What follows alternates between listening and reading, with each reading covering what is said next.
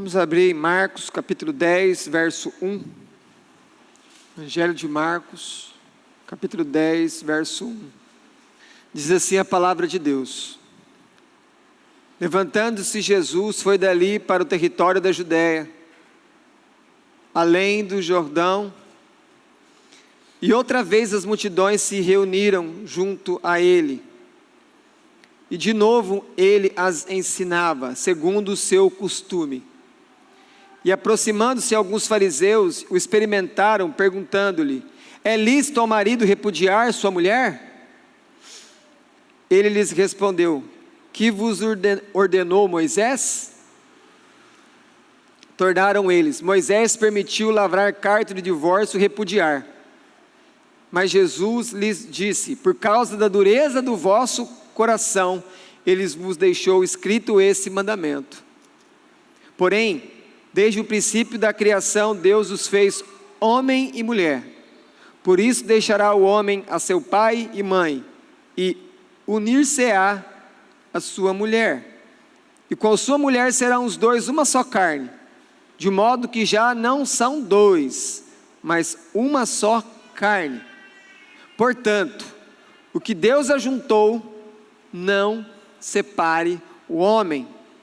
Em casa, voltaram os discípulos a interrogá-lo sobre este assunto, e ele lhes disse: quem repudiar sua mulher e casar com outra comete adultério contra ela. E se ela repudiar seu marido e casar com outro, comete adultério. Amém. Senhor, nós precisamos de Ti para ouvir com atenção a Tua voz na palavra, na pregação, e que o Teu Espírito nos ajude, além de entender com os ouvidos, que isso venha para o nosso coração, Senhor, que a Tua palavra possa transformar a nossa maneira de ser, pensar e finalmente viver conforme a Tua vontade. Passa a nós, Senhor, e nos ajuda. Que a Tua palavra seja tudo aquilo que nós precisamos aprender sobre aquilo que o Senhor tem para tratar conosco. Nós pedimos e esperamos de Ti, em nome de Jesus. Amém. Podeis sentar.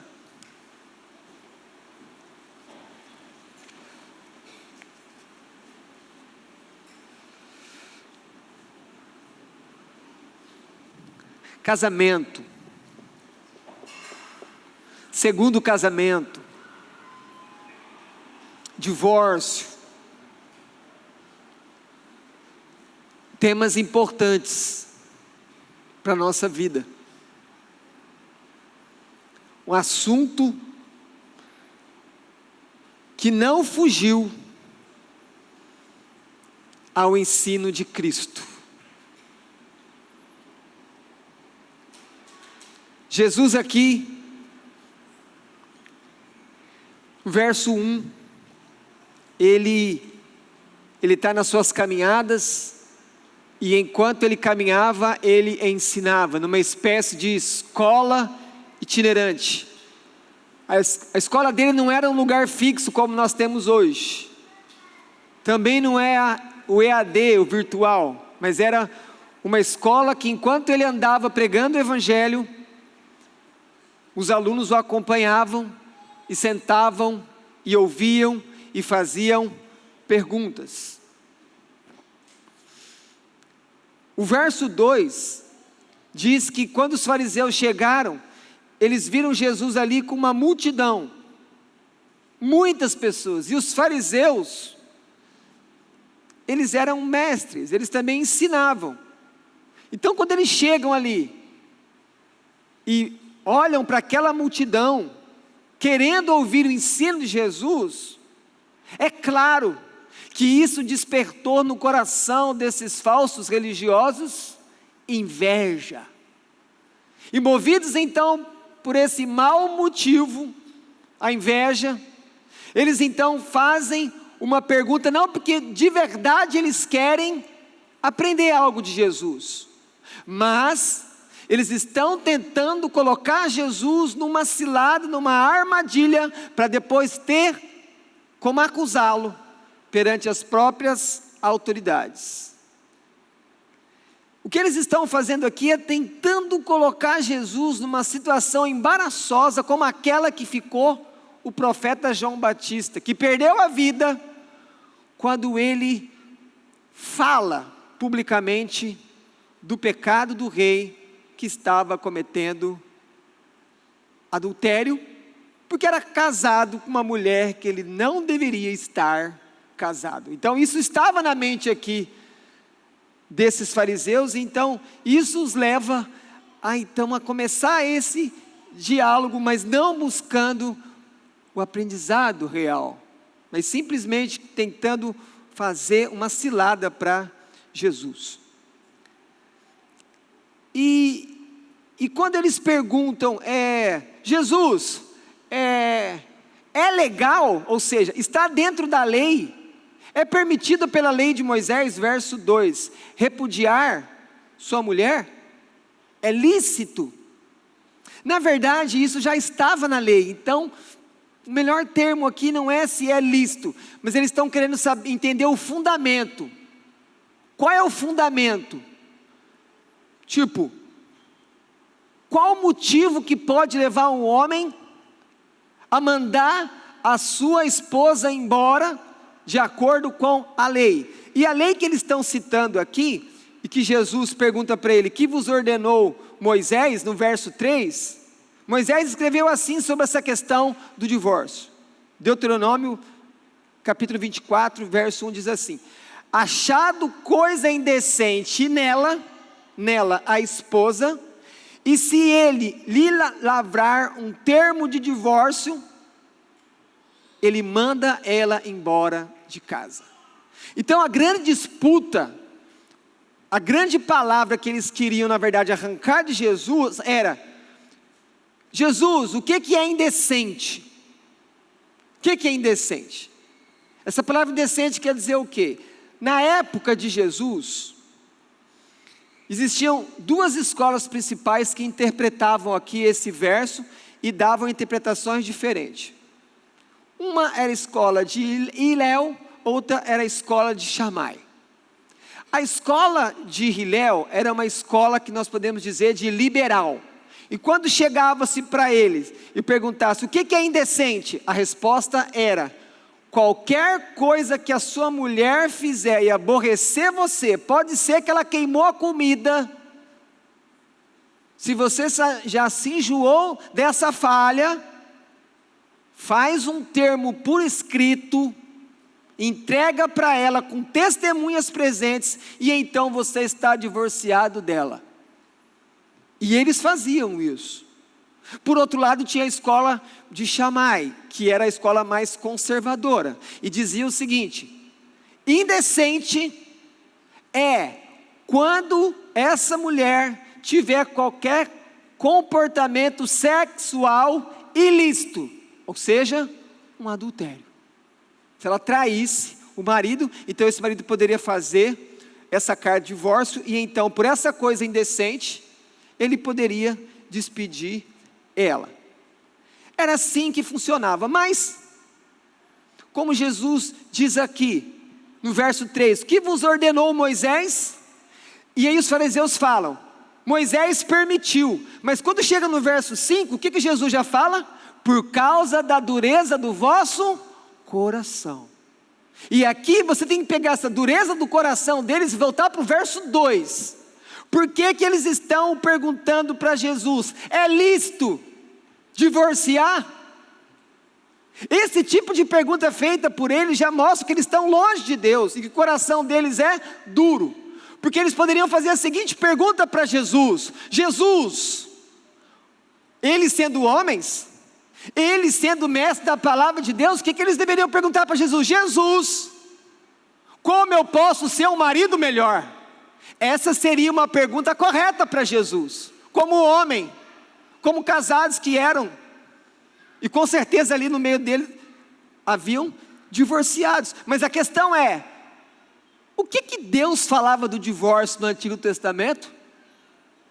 está registrado em Malaquias, capítulo 2, verso 16, diz assim: porque o Senhor, Deus de Israel, diz que odeia o repúdio.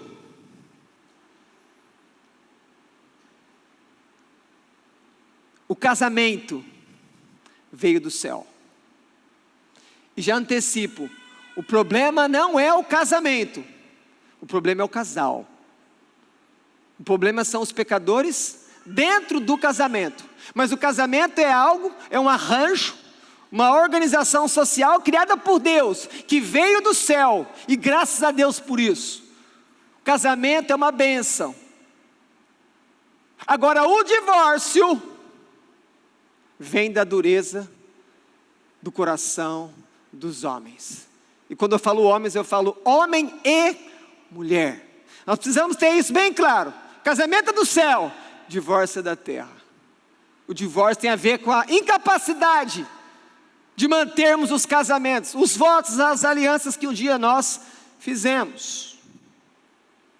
E é interessante, quando uma pessoa está cansada do casamento dela, e ela fala: acabou, eu vou acabar com esse casamento. Mas ela não acaba com o casamento porque ela não acredita no casamento. Ela não quer mais ficar com aquela pessoa.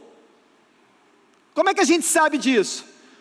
Porque ela se divorcia daquela pessoa, mas logo logo ela já está atrás de outra pessoa para de novo entrar no casamento. Isso mostra que é uma questão dentro do casamento, não tem nada a ver com a instituição. O divórcio, então, ele busca o fim do casamento, para ficar livre. E para que livre? Para não ter mais ninguém, para ficar sozinho? Não, para assumir outro compromisso.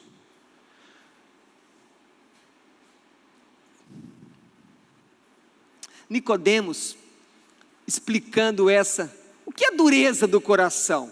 O que é essa dureza que fala aqui no verso 5? Jesus respondeu: por causa da dureza do vosso coração. Nicodemos fala de 3 características de dureza. Primeiro, ele fala que um coração duro é inflexível. Pensa um pedaço de barro, que você não consegue mais moldar. Quando um homem ou uma mulher no casamento não se permite moldar pelo outro, ele está tendo um coração duro, e ele está sendo inflexível. Porque dentro do casamento, um vai moldar o outro. Porque o ferro, com o ferro, se afia. É isso que diz Provérbios. Essas coisas vão acontecer dentro do casamento. A segunda coisa que ele fala, a dureza do coração, é a insensibilidade. Ter um coração duro é ter um coração de pedra. Não é ter o coração de carne, que é sensível, que se coloca no lugar do outro. E isso que atrapalha os nossos casamentos. Essa nossa dureza, essa falta de compreensão pelo outro. Poderia dizer ainda que o que atrapalha muito os casamentos e o seu casamento é o seu egoísmo. Porque se casar é entrar num relacionamento de compartilhar todas as coisas. Se casar é entrar numa relação sabendo que você vai renunciar para fazer a vontade da outra parte.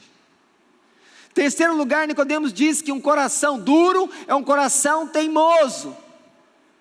Pega um pedaço, uma varinha seca, você pega e você quebra.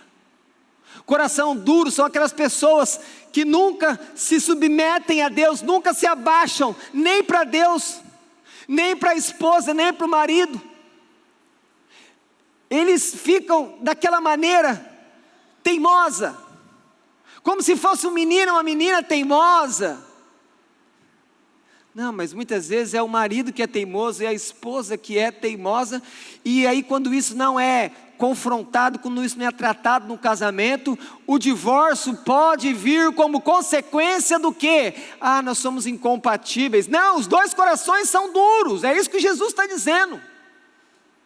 Muitos divórcios acontecem,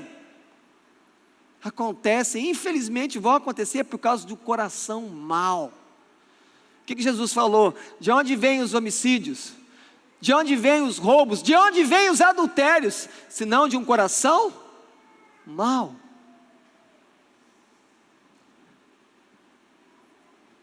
O problema dos nossos casamentos é que a ofensa, faltas são cometidas dentro do relacionamento conjugal e não há pedido de perdão. E às vezes quando há o pedido de perdão, não há perdão. Deixa eu explicar uma coisa para vocês teologicamente. Toda vez que alguém chega para você e pede perdão, e você diz, eu não te perdoo, você acabou de tomar lugar de juiz na vida dessa pessoa. Só tem um problema, só Deus é juiz.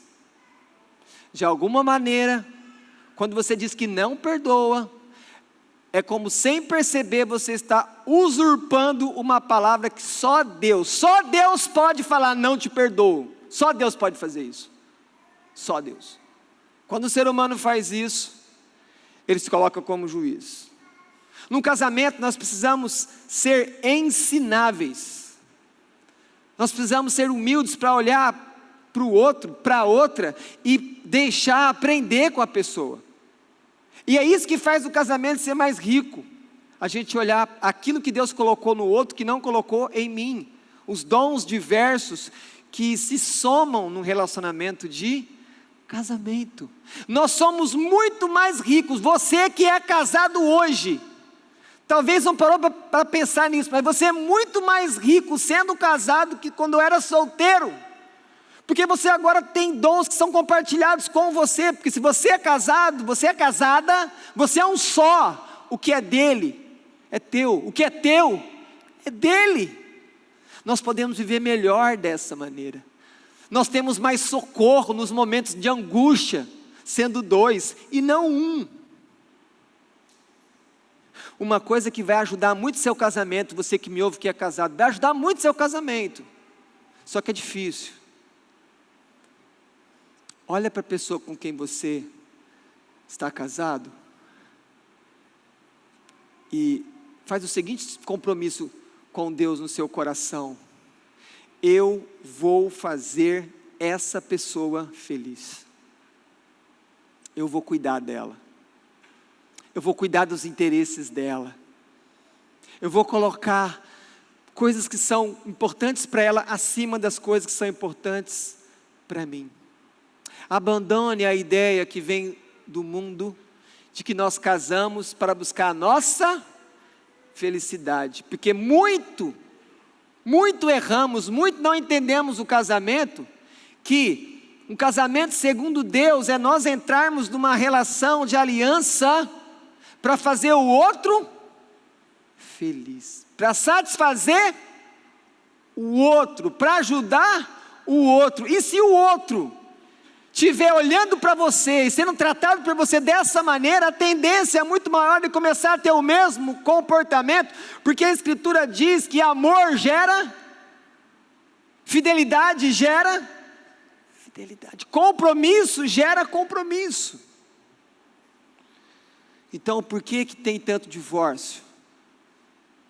Porque o coração das pessoas é duro, como pedra, como uma vara que se quebra, como um barro que não se deixa ser moldado.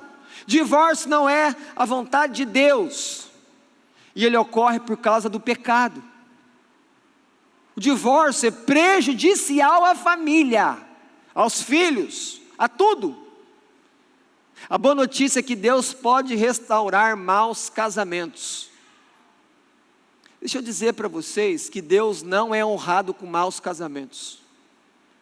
mas por outro lado Ele não te dá a permissão de, porque o seu casamento está ruim, de você divorciar, repudiar, porque Ele disse em Malaquias: eu odeio o divórcio, mas ao mesmo tempo Deus também não quer um casamento ruim, e a boa notícia é que Ele restaura o casamento. E uma outra coisa importante para você pensar no divórcio: muitos divórcios acontecem por falta de perdão. A falta de perdão vai sufocando o casamento. A falta de perdão no casamento vai entulhando os poços, aí não deixa a água correr, você vai perdendo a alegria. Falta de perdão, e a falta de perdão acaba levando para o fracasso chamado divórcio. Muitos de nós desistiram muito facilmente dos seus casamentos. Não era tempo para desistir. Não buscaram a Deus de maneira suficiente. Mas infelizmente, o divórcio chegou na sua vida. Mas há uma palavra de Deus para você nessa noite. Mas quando nós olhamos casamentos difíceis, demos uma olhada rapidamente no Antigo Testamento. Abraão, removido da idolatria, chamado para andar com Deus. Toda vez que Deus se revelava a ele em Canaã, ele fazia um altar, ele adorava a Deus, ele tinha fé em Deus, mas Deus falou que ia dar um filho para ele. Mas quando a mulher deu uma apertada nele, o que ele fez?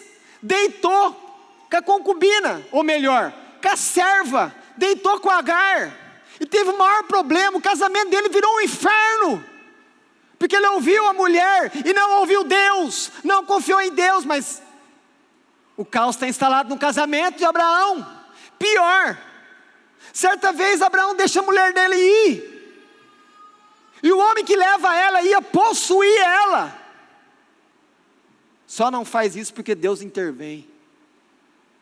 Que tipo de marido Abraão foi nessa hora? Ruim, não cuidou dela. Perceba, eu estou falando do casamento de Abraão, o pai na fé. Mas Abraão ficou com Sara até ela morrer. E ele sepultou, ele comprou um lugar para ela, comprou uma capela, e ele sepultou, e ele chorou ela. Depois ele foi cuidar de casar o filho, de uma maneira de consolar o coração de Isaac. Agora olhe para o casamento de Jacó. Ele foi enganado na noite de núpcia. Ele olhou para Raquel e falou: vou casar com essa mulher, ela enche meus olhos. Aí vai, tudo escuro. Você imagina Raquel depois: como que você não percebe que não era eu? Com muito vinho, o vinho que seu pai me deu, me tirou a sobriedade, estava escuro. E ele fica com Lia. Aí depois, quando ele descobre: o que você fez comigo? Eu falo: não, eu não posso dar a mais nova se a mais velha não casar primeiro. Então leva a Lia, e agora, depois que passar o dia, eu te dou Raquel também. Ele quer casar com uma, ele casa com duas. Olha a situação dele, ele não buscou isso, mas agora ele tinha que viver dentro daquela cultura, tinha que levar as duas. E como que era o casamento dele? Raquel era estéril, Raquel não podia ter filhos. Olha o que a Raquel fala para Jacó: dai-me filhos, senão eu morrerei. Olha a situação que eles tinham. Ou você me dá filho, meu marido, ou eu vou morrer. Olha o problema que ele tinha no casamento. E ele fala o que para ela? Por acaso eu estou no lugar de Deus, mulher? É Deus que dá filhos. E se não bastasse isso, o que Raquel faz? Seguindo lá o exemplo de Sara: como você não consegue ter filho comigo, deita com a minha serva para me dar um filho. E aí quando Lia vê isso, depois que ela tinha tido alguns filhos, ela fala para a serva dela: deita também com Jacó, e começa. Ele começa a ter relacionamento com 4, 2 esposas e 2 servas. Olha o que virou o casamento desse homem. Mas eu posso deixar a situação pior ainda, para um casamento mais difícil. Será que alguém aqui já passou por uma situação de no momento mais terrível da sua vida, no pior dia da sua vida, a sua mulher virar para você e falar o seguinte: amaldiçoa Deus e morre, homem. Que esposa é essa? Que esposa é essa que Deus deu para Jó? Ele ainda tem paciência, chamou ela só de louca. Ele teve paciência com ela, porque se fosse outro, já tinha feito outra coisa. Mas a pergunta é: foi dessa mulher que ele não mandou embora, quando no dia que ele mais precisava de consolo, ela falhou? Foi dessa mulher que Deus vai dar filhos para ele depois, porque ele não divorciou dela, e ele perdeu todos os filhos, ele perdeu os bens, ele perdeu a saúde, mas ele permaneceu com aquilo que Deus tinha dado. A única coisa que Deus não tirou dele, vocês percebem isso? E ele não foi pelo caminho do divórcio. Moisés, a mulher chamou ele: tu é um homem de sangue, tu é um sanguinário. E Moisés, homem manso, continua casado com ela. Quantas situações terríveis nesses casamentos, eu só mostrei alguns, mas em nenhum deles eu estou vendo o homem repudiar a sua esposa. Eles continuam casados quando as mulheres falam que não deve, quando fazem o que não deve, quando complica totalmente o casamento, mas eles permanecem fiéis a Deus. Porque uma questão que eu tenho que entender é que entrar no divórcio é, em primeiro lugar, trair a Deus, é infidelidade com Deus. E aqui está a grande saída para manter um casamento: olha para Deus, olha para a fidelidade de Deus. Deus é fiel, e Ele pode consertar um casamento. Ele pode fazer um casamento que está sem emoção ficar emocionante de novo. Ele pode fazer um casamento sem graça ficar cheio de alegria. Ele pode, porque Ele é fiel, porque Ele é Deus. Ele pode renovar toda a emoção que se perdeu. Ele pode trazer uma palavra de perdão e tudo ser refeito. Ele pode.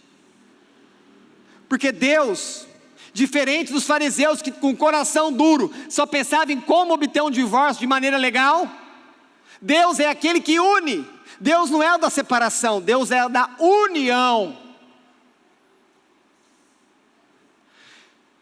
Como é que Jesus vai, depois de responder para eles da lei de Moisés, o que Jesus, olhe para a escritura, verso 6.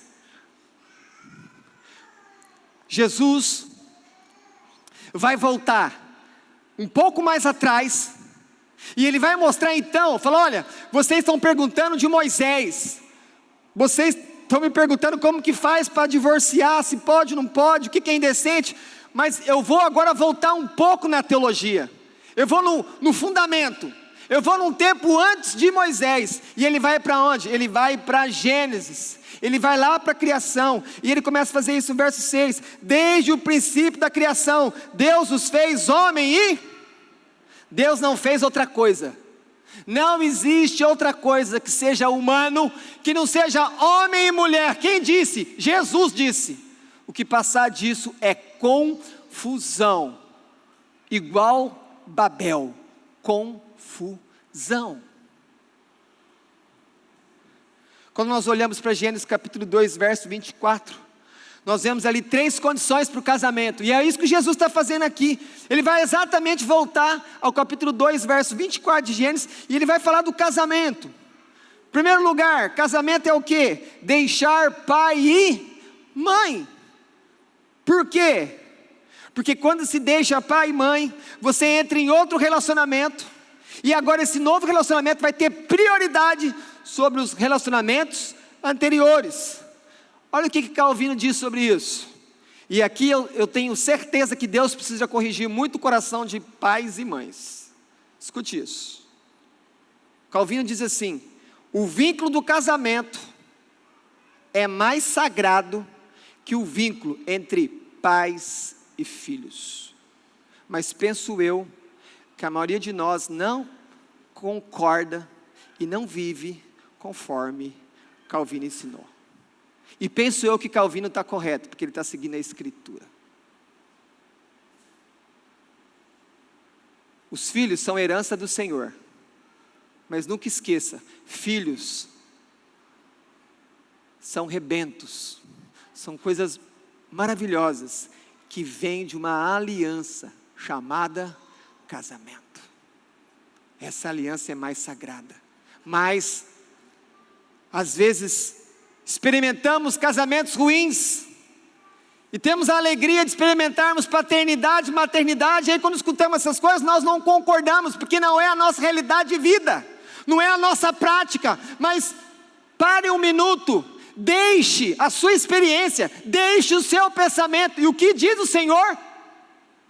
Deixa pai e mãe, e vocês agora vão ser, como diz, vão ser um só. Vai se unir a sua mulher, quer dizer, é uma unidade que não pode ser dissolvida. Uma outra coisa importante que eu quero dizer aqui na primeira condição, deixa pai e mãe. Quando duas pessoas se casam, casamento quer dizer autonomia para tomar decisão. É um grande erro quando pessoas se casam e os pais, e o sogro e a sogra continuam tomando decisão no lugar do casal. Isso não está correto de acordo com a Escritura. Porque aquele novo relacionamento é mais importante que o relacionamento que tinha com o pai e com a mãe antes. A gente precisa entender isso. Terceira condição, os dois vão tornar uma só carne.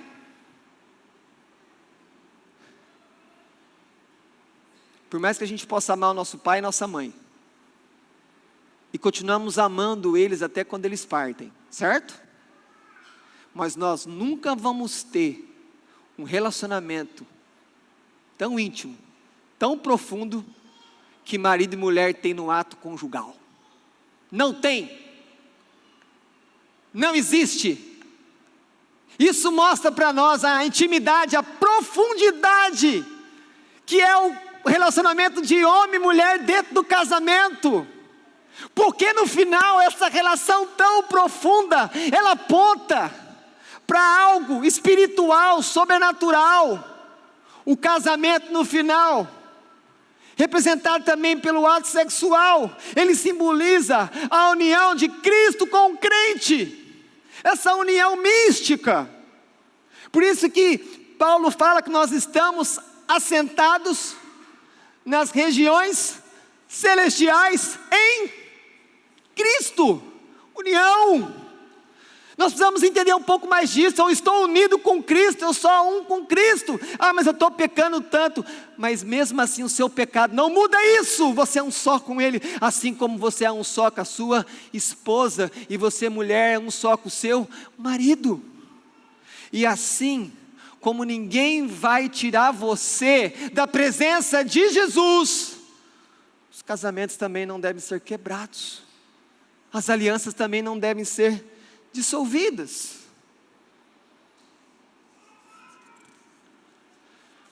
John Stott diz assim: o casamento é uma aliança heterossexual, atenção nessa palavra, exclusiva. Ninguém pode entrar naquilo. Existe um monopólio, casamento é monopólio. A mulher é só do homem, o homem é só da mulher, não pode ninguém mais, é monopólio, é uso exclusivo, dado por Deus. Deus. Entre homem e uma mulher, ordenada e selada por Deus, consumada na união sexual. O casamento é realizado por pecadores, que assumem um compromisso de ficar junto até a morte, mas que muitas vezes falham, pois falta capacidade, falta poder moral, falta competência espiritual para cumprir os votos lá daquele dia proferidos na cerimônia, onde estava a família, chamou o padrinho, fez festa, e se esquece rapidamente daqueles votos.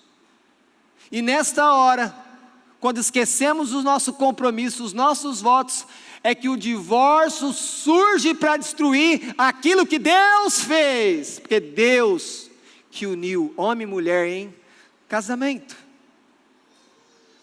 E então Jesus chega ao verso 10, eles saem da arena pública, eles vão agora para uma casa, verso 11 e 12, o que os discípulos falam? Jesus, continua o ensino, Jesus, nós não estamos entendendo muito bem ainda.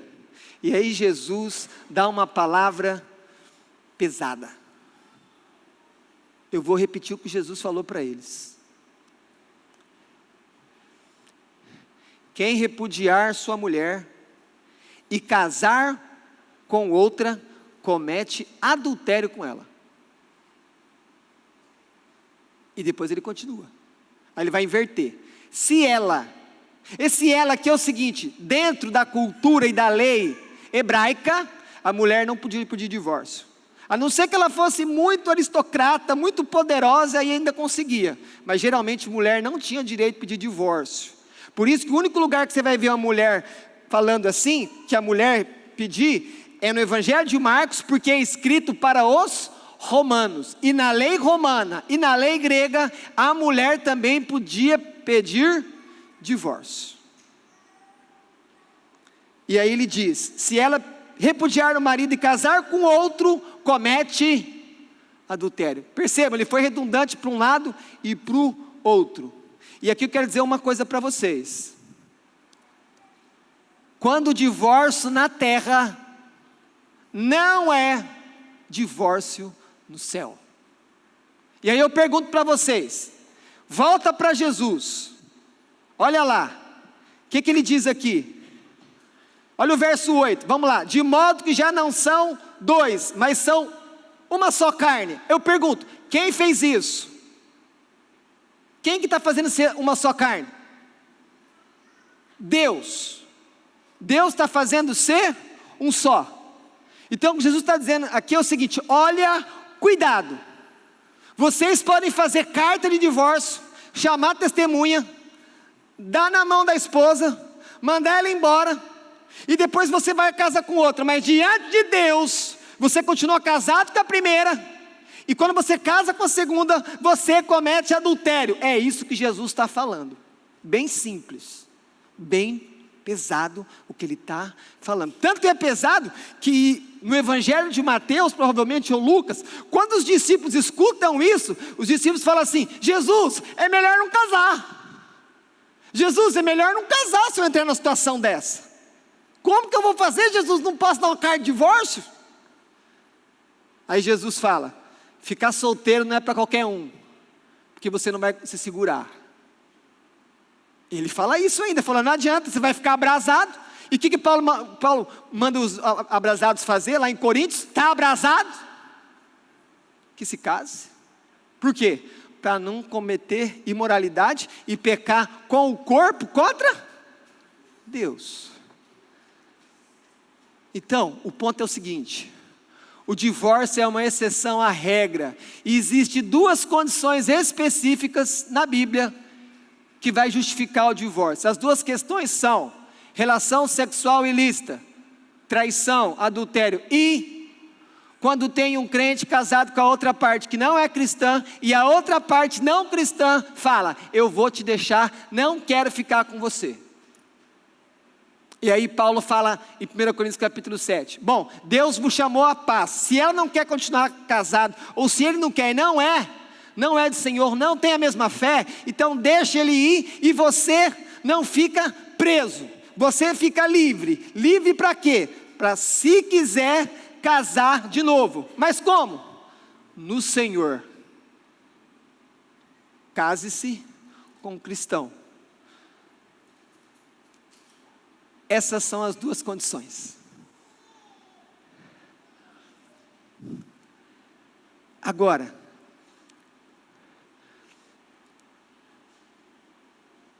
adultério é o grande inimigo do casamento.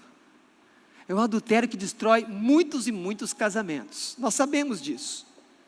O adultério é um crime privado contra pessoas.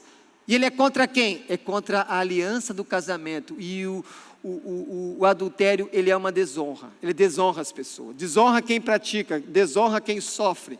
É também contra a sociedade. O adultério traz prejuízos maléficos. Por causa de adultério, homens e mulheres são assassinados naqueles crimes que nós chamamos de passionais. Mas aí, percebe, a sociedade não olha, poxa, mas foi o adultério que causou isso. Não, foi a falta de controle. Foi os dois. Mas percebam que a origem foi o adultério, e depois a falta de controle, naquela ira mortal, as pessoas cometem crimes passionais. Mas qual foi a origem? O adultério. Por fim, o adultério é um pecado contra Deus. É uma infidelidade a Deus. Por violar os votos que foram feitos diante dele. Não só os votos foram feitos diante de Deus, mas os votos foram feitos para Deus. Você não vota só com quem você casa. Você está votando para o Senhor e você quebra com Ele. Como você quebra com o cônjuge. E aí então vem, e agora? Eu já fiz errado, eu já divorciei, ou ainda, eu estou solteiro, mas estou tomando a decisão, como diz aqueles livros, né, de vida cristã. E agora, como viveremos?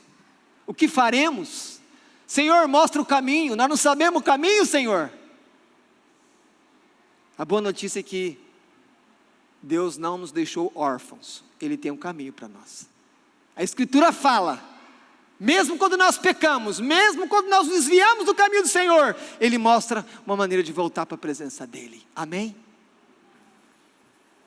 Primeira coisa, pense bem em você que é casado, tem filhos, familiares, sobrinhos, netos. O seu casamento tem uma influência muito forte sobre todas as pessoas que estão vindo ao seu redor, que são a segunda, terceira geração. Não entre pelo caminho do divórcio, você vai trazer muito danos para as almas dos filhos. Os pais vão entristecer, amigos. Quanta destruição um divórcio traz na vida das famílias, quanta vergonha, quantos prejuízos que isso causa. Pense no impacto que isso vai ter.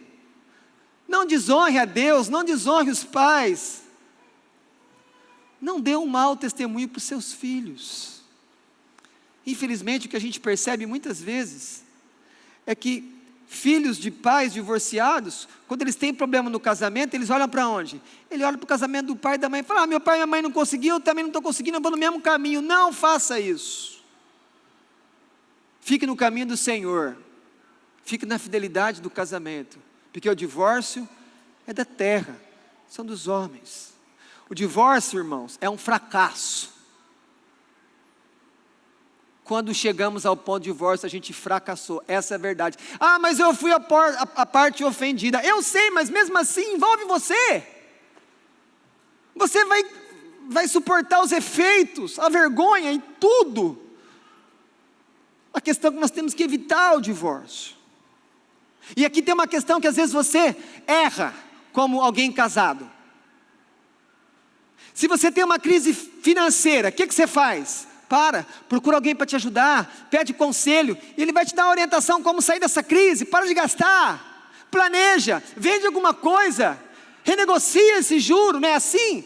E quando o casamento está em crise, o que a gente faz? Muitos não fazem nada, e aí fica pior, depois fala, não tem como fazer, eu vou divorciar, porque não leva a sério, não entendeu que o casamento é uma aliança, e que se não intervir logo, ele pode ficar cada vez pior. Ou seja, não se permita viver um casamento ruim, isso não glorifica a Deus. O que diz lá em Gênesis capítulo 1, 31, quando Deus viu, depois que criou tudo, Deus falou o quê? Viu Deus que tudo era? Quando Deus falou isso, Ele já tinha visto um homem, mulher, casamento, tudo. Então o casamento é muito bom. Você precisa acreditar em Deus, que o casamento é uma coisa boa. Somos nós, pecadores, que complicamos as coisas boas que Deus criou, por causa do nosso pecado. Mesmo no caso de adultério,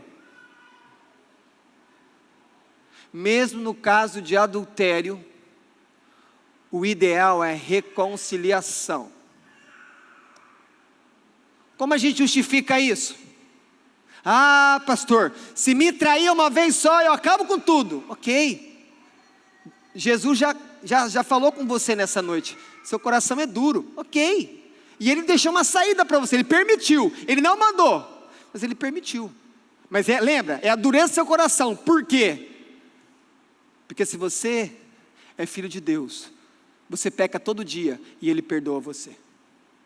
Você comete adultério todo dia e Deus não acaba com a aliança que Ele tem com você.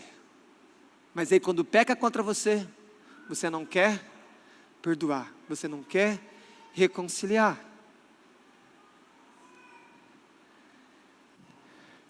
Quando coisas difíceis como adultério acontecem, a gente precisa pedir a ajuda de Deus. A gente precisa procurar os nossos pastores. Por que os pastores? Porque eles vão manejar a palavra de Deus. Deus deixou pastores para falar sobre casamento. São os especialistas que Deus pôs. Ah, mas os especialistas estão ruins, então cobrem deles, estudem mais a Escritura. Mas eles são especialistas deixados por Deus para ajudar os casamentos. Porque o casamento foi criado por Deus. Procure pessoas para ter boas conversas, procure pessoas maduras para te aconselhar. Tem pessoas que estão tendo crise no casamento e procuram uma pessoa que não acredita no casamento porque entrou num divórcio, infelizmente, e aí vai se aconselhar com essa pessoa. Essa pessoa não conseguiu, ela fracassou, e como que ela vai poder te aconselhar? Pode ser que se ela for madura, ela vai te dar bons conselhos, mas muitas vezes ela não acredita no casamento. Mas a culpa também é dela, porque ela que estava casada lá dentro. Lembre-se que se divorciar, quando você, casado, sofre a traição, não é mandamento. Deus não mandou você divorciar, Ele deixou a permissão. Mas o primeiro caminho de Deus é perdoa. Busca reconciliação. Agora algumas palavras específicas. Pessoas divorciadas que não se casaram novamente, devem buscar a reconciliação, se ainda for possível. O que é isso? Duas pessoas se divorciam e as duas estão sozinhas, ok? Como divorciados. Nenhum dos dois casou de novo. Qual que é a vontade de Deus? Se entendam, reconciliem e casem de novo. Essa é a orientação de Deus. Se apartou, volta para a aliança. Se for possível, o meu cônjuge casou, então aí já não é mais possível, aí a direção vai ser outra. Divorciados, que foram a parte ofendida, que foi o traído, a traída, no caso do adultério, ou foram abandonados por alguém que não era cristão, essas pessoas, segundo a Bíblia, elas podem se casar de novo. Mas como? No Senhor. Case-se com um cristão. Divorciados, sem justificativa bíblica, sem justificativa, não eram os dois casos que eu expliquei, e que se casaram de novo, tiveram um novo casamento, o que eles devem fazer? Deixa eu falar uma coisa para vocês, não importa quanto tempo isso aconteceu com você, não importa se faz 20 anos, não importa se faz 30 anos, escute o que eu vou falar para você, busque o perdão de Deus, busque o perdão de Deus, porque o divórcio é um pecado, mas é um pecado que Deus perdoa. Se casar de novo, quando não deveria se casar, é um pecado, mas é um pecado que Deus perdoa. A grande questão, precisa buscar perdão, tanto pelo divórcio, como por ter casado de novo, sem ser autorizado por Deus segundo a Escritura. Mas lembre-se, no Senhor Jesus tem perdão, só precisa buscar de maneira sincera, e o Senhor vai te perdoar. Pastor, eu não consigo fazer isso. Procure os pastores, marque aconselhamento, os pastores vão te ajudar, os pastores vão orar com você, vão mostrar o caminho. Muitas vezes a parte que foi ofendida lá atrás tem que ser procurada, tem que pedir perdão, para filhos, e Deus vai se agradar dessas coisas, Deus vai trazer a bênção dele sobre essas coisas. A gente precisa corrigir isso. A pior coisa é alguém ficar nessa situação e não fazer nada, porque ele se mantém muitas vezes em pecado diante de Deus. Procure ajuda, procure os pastores e acerte isso com Deus. Lembrando, as circunstâncias do divórcio e novo casamento devem ser tratados caso a caso pela liderança pastoral. Cada casamento teve uma história, cada divórcio teve um motivo diferente. Então, o casal chega, o homem, a mulher chega, ele vai ser orientado, ele vai ser ali aconselhado conforme a palavra de Deus, caso a caso, para que à luz das Escrituras, essa pessoa possa receber orientação de como ela deve proceder. Para encerrar, muitos de vocês tomaram decisões de se casar, divorciar e de casar de novo sem nenhuma orientação bíblica. Nenhuma orientação bíblica. Seguiram só o seu coração, ou escutaram alguém, mas não escutaram o Senhor na palavra. E agora, às vezes sofrem por isso. Alguns fizeram isso, essas três coisas, não sendo crentes, mas alguns fizeram isso, já sendo do Senhor, já conhecendo o Senhor. A boa notícia é que o Evangelho nos redime e nos leva a viver em santidade e paz. Olha aqui para mim que você está numa situação dessa. O Evangelho é a resposta de Deus para todos os seus pecados. Deus perdoa divórcio. Amém. Deus perdoa um novo casamento que foi feito errado. Amém. Mas é preciso buscar Ele, falar: Senhor, eu não deveria ter feito isso. Isso não quer dizer que você vai abandonar o casamento que você está, não, mas você precisa acertar contas com Deus, porque se abandona esse casamento, você entra em outro divórcio. Isso não tem lógica. Em Cristo, os nossos pecados são perdoados, e aí nós podemos andar como com Deus? Em paz, sem precisar ficar envergonhado, porque Deus é fiel, mesmo quando nós somos infiéis. Que Deus te abençoe.